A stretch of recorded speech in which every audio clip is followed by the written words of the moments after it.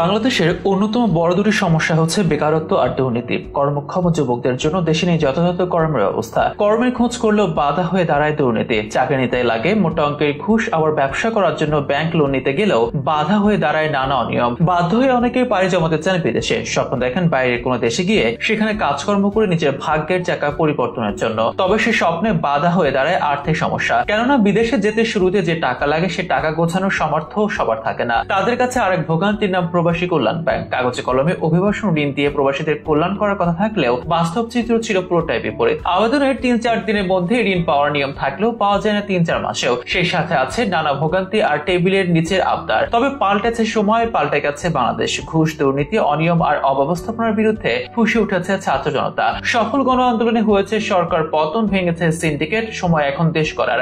আর এর ফলে এতদিনের কাগজ কলমে সীমাবদ্ধ সেবাগুলো এবার বাস্তবে পেতে যাচ্ছেন এদেশের জনগণ, যার সুবিধা পাবে প্রবাসীরাও। জানা যাচ্ছে এখন থেকে নিয়ম অনুযায়ী প্রবাসী কল্যাণ ব্যাংকের সব ধরনের সেবা পাবেন প্রবাসীরা, যাতে থাকবে না কোনো ধরনের ভোগান্তি। দেশ ও বিদেশে আপনার পাশে স্লোগানের বাস্তব প্রতিফলন এবার বাস্তবে দেখা যাবে বলে জানা যাচ্ছে। অর্থাৎ বিদেশ যেতে তো ঋণ দেওয়া হবে, বিদেশ থেকে ফিরে এসে কেউ দেশে কিছু শুরু করতে চাইলেও পাবেন ঋণ। এক্ষেত্রে ৩ লাখ টাকা পর্যন্ত ঋণ দেবে ব্যাংকটি। কেউ চাইলে ১ লাখ থেকে ৫০,০০০ টাকা ঋণ নিতে পারবেন। এই ঋণ পেতে হলে বৈধ ভিসা থাকতে হবে, থাকা লাগবে ২ জন জামিনদার। অর্থাৎ ঋণ গ্রহীতার অনুপস্থিতিতে তার আত্মীয় স্বজন কারো ঋণ চালানোর মতো সক্ষমতা থাকতে হবে। জানা যাচ্ছে আবেদনকারী ব্যক্তির ভিসা যাচাইয়ের জন্য ২ কপি ছবি এবং ফোন নাম্বার দিতে হবে। তাহলেই ৩ কর্মদিবসের মধ্যে লোন পাওয়ার বিষয়টি কনফার্ম করা হবে। ঋণ নেওয়ার জন্য ব্যাংকের যে কোনো শাখার দায়িত্বরত কর্মকর্তাদের কাছ থেকে আবেদনপত্র সংগ্রহ করতে হবে। প্রয়োজনীয় সব তথ্য ও কাগজ দিয়ে তা পূরণ করে জমা দিলেই মিলবে ঋণ। এতে ৯% সরল সুদে ৩ লাখ টাকা পর্যন্ত ঋণ পাবেন। বর্তমানে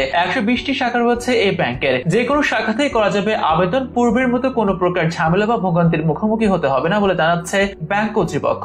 এদিকে বর্তমান সরকারের আমলে গ্রামীণ ব্যাংক ও আরো সক্রিয় হবে বলে ধারণা করছেন অর্থনীতিবিদরা। এক্ষেত্রে খুচরো ঋণ প্রাপ্তি আরো সহজ হবে বলে মত তাদের।